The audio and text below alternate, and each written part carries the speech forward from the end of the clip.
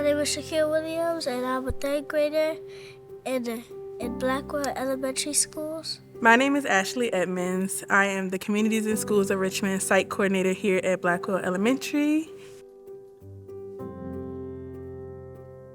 I met Shaquille when I got here at Blackwell last January of 2023.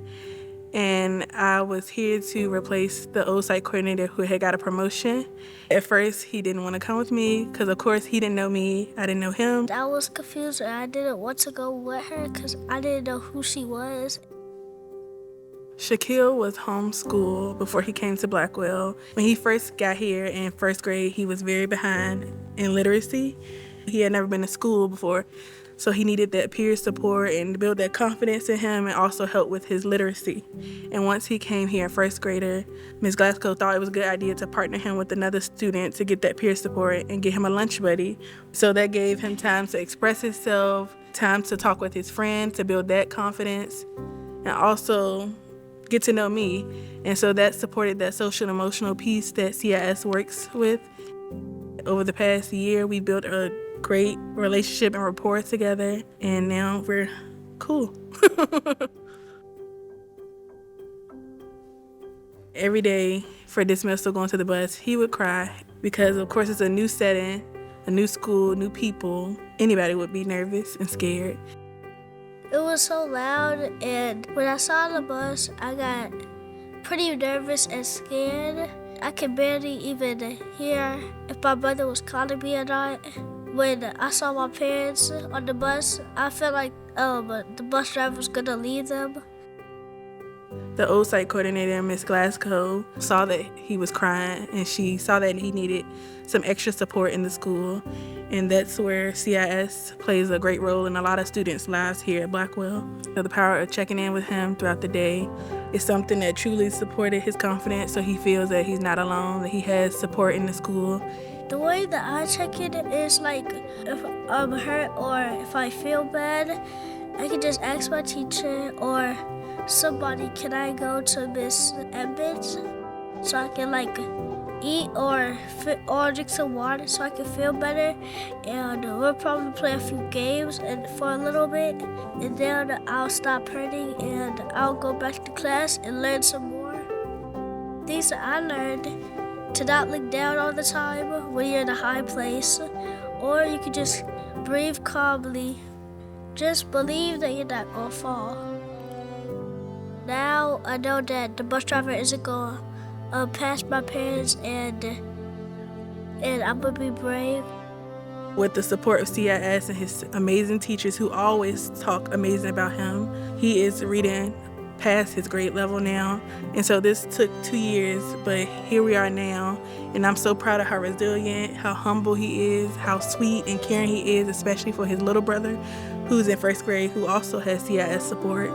I don't cry no more, and it makes me build up my confidence. From a shy boy who didn't know what in-person school was, how to make friends, it's something he wasn't used to. So to see how he shows initiative with reading now is not something he's made to do, something he wants to do and loves to do. He has grown with so much confidence. He walks with his head held high. He's a leader in his classroom and outside of his classroom. I'm just super proud of his growth. I'm proud of how far he's come, and I can't wait to see how far he'll go even after Blackwell.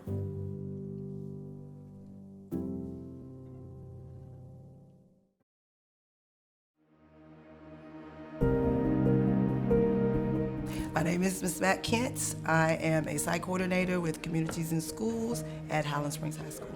My name is Joy, and I attend Highland Springs High School. I will be graduating early this year.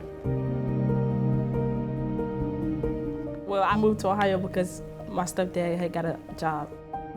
I used to hate going to school there. Their parents, they separated, so she really didn't know who she could trust at that point in her life. Well, I asked my mom, can I move my dad? I was asking her for a long time. Then one day I asked her, and she just said, It's okay. Basically, I can leave. So then I texted my dad. He drove 8 hours to Ohio, and he came and got me. And I was home with him the same day. I came back to be happy. I was happy, but I was crying because me and my mom didn't end well. So you were struggling. She had trust issues, very, very quiet, reserved, but determined.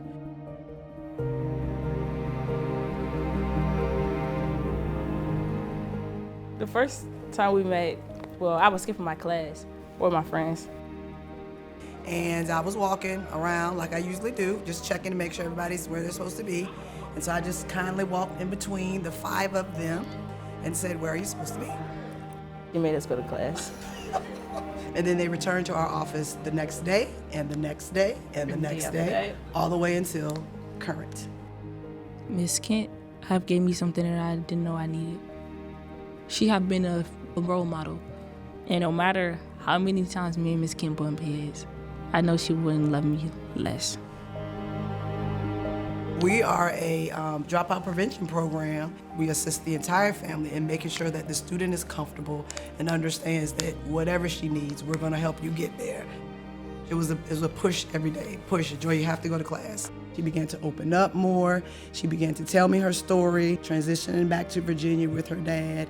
Her friend group, they all had goals, but they would help each other meet their goals. My friends have supported my dreams of graduating early. They have made sure I stayed on top of my schoolwork. They have went to the libraries with me when I wasn't doing quite well in school. That, along with my support with CIS, assisted her with getting where she is today with graduating a year early. She came to me 10th grade and said, "Miss Ken, I want to graduate early." And I said, "Joy, really?" I said, "You are in the 10th grade, ma'am," but she was really, really serious, like, because I want to get out of here. I'm ready to graduate. I'm ready to go to college. She knew she wanted to do it, so she did such. I think you came in there and told me at the end, "Miss Ken, I'm done. I'm all done with night school. I'm ready to be a senior." Yeah. I said, "No, you're not. You're going to be in the 11th grade. She was like, "No, I'm not. I'm going to be a senior." And gave me that big cheesy grin that she did. Upcoming fall, I will be attending ODU. I will be continuing my education to get my master's. I am extremely proud of Joy for the person that she has become and the person that she will be. I'm really excited for Joy to take that next step and begin her journey into her independence. I can focus on myself mentally and go to college. I want to be a veterinarian, and after I graduate, I want to buy a house in the mountains or in the country. From the shy, quiet young lady to the, I can tell you what I want and tell you this is my goal and tell you that I'm going to achieve it. That's Joy. That's Joy.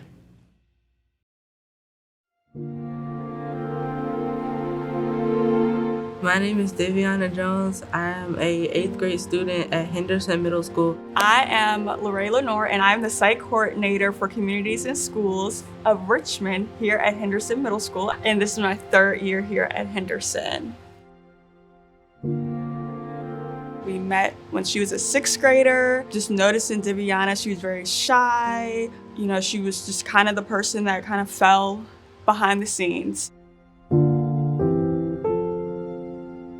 In 6th grade, I didn't really have any friends. When people came up to me, my heart started racing, and I didn't really know what to say. They said my hair was cute, and I would just say, "Thank you," quietly, and that's it. I wanted to say more, but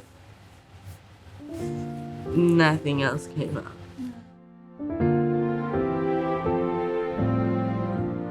And at that time, she missed school because she was with her grandma who was sick. And so her grandma was in the hospital, and so she had to go back with her mother, and that displaced her. We got evicted. Almost everything was hard for me, like school and then like the stuff at home. This is a student in 6th grade would leave for the bus, run back in, hide under the covers so that she wouldn't have to come to school. You know, what motivated you to get on the bus and like be like diligent? You. Oh. My role entails supporting students, whatever that looks like, to reduce the barriers that may prevent them from thriving at school. I really challenged her to get engaged. So that's when she plugged into both Next Up and Higher Achievement, which are after school activities that began encouraging her to come to school more. Another support that I was able to connect her to was mentoring. And so that's when she met Miss Cooper Smith. Miss Cooper Smith got her a sketchbook. And when she came back, she had like filled the whole thing out, and it was amazing drawings. You could just see her confidence just growing. It made me feel more creative because at the first I kind of saw the world as home and school. When I started drawing more, my confidence grew and I started like making more and more friends. It kind of just like grew like a flower. Something clicked for her when she wanted to be the change maker for her family, which again was very different for Diviana. In 6th grade, it was more of like a negative mindset, like I can't do things differently because that's how it's always been, versus 7th grade, it was like, I'm gonna be the change maker. So she got more focused on her academics. She wanted a math tutor. She got into Code RVA this year for high school, which is like so amazing. Well, in high school, if they don't have an art club, I can start one. I want to be an animator. I want to make my own anime. All the teachers, everyone who has known her, like say the same thing. Like, yeah, I've just seen her just thrive. So what would 8th grade Diviana share with 6th grade Diviana? So ignore the bullies. Don't let them get to you. And sticks and stones may break my bones, but words can never hurt you.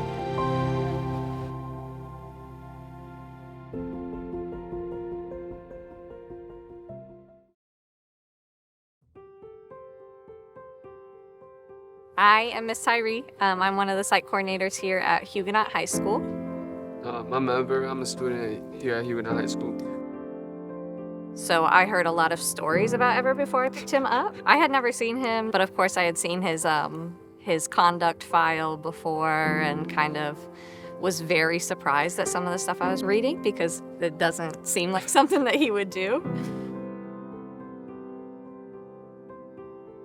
I had a lot of home issues, so I just didn't have like the best guidance in my life at the time. I would just like kind of hang out with friends and just things like fighting or just kind of like some things like that. I got sent to alternative. And through all that, like I went through things that made me realize, you know, this is not it. Like, I don't want to continue doing this.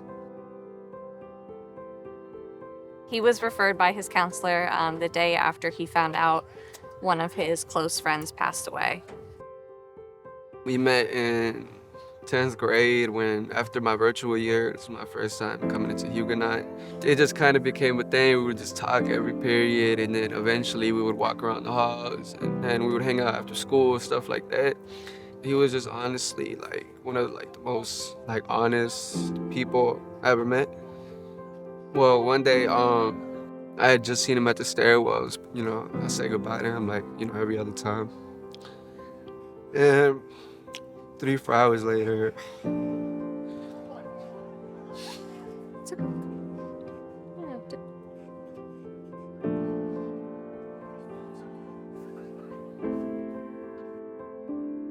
I got a phone call from one of his friends that we used to always hang out with.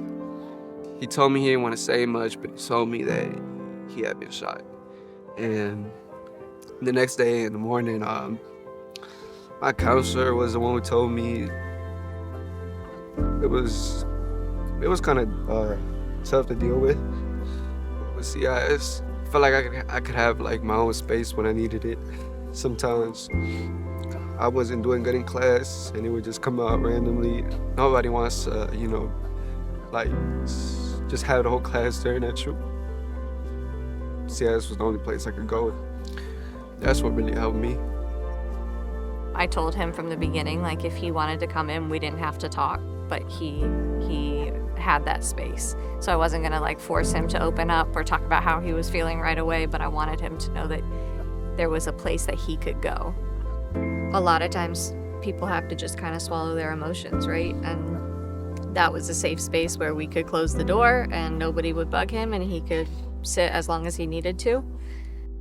Yeah, she always gave me, the space that I needed. And it never felt like just like an authority figure coming at me all the time. Because I'm really cool. I'm really proud of him. I think that he's done such a good job with like not only turning himself around academically and behaviorally, being able to keep moving forward is really important, and being able to focus on wanting to go to college and find something else for yourself is important. And I'm really proud of him for doing that. College honestly wasn't an idea until this year.